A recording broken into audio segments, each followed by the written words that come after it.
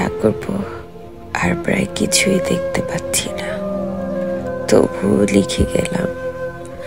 আমার মৃত্যুর জন্য কেউ দায়ী নয়, দায়ী নন বাবা মশাই স্বয়ং দেবেন্দ্রনাথ ঠাকুর, যিনি জোর করে তোমার বিয়ে দিয়ে আমার কাছ থেকে তোমায় কেড়ে নিলেন।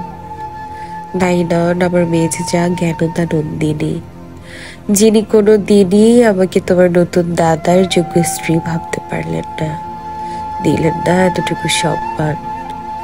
দায়ী নন তোমার নতুন দাদা যতীন্দ্রনাথ, যার জোব্বার পকেটে আমি পেলাম এক বিখ্যাত নটির প্রেমপত্র। সেই প্রেমপত্রের নিচে কোনো নাম ছিল না। ঠাকুরপো, তুমিও নও দায়ী। তোমার জীবনে শুরু হলো নতুন করে খেলা, জায়গা তো ছেড়ে দিতেই হয় পুরাতনকে।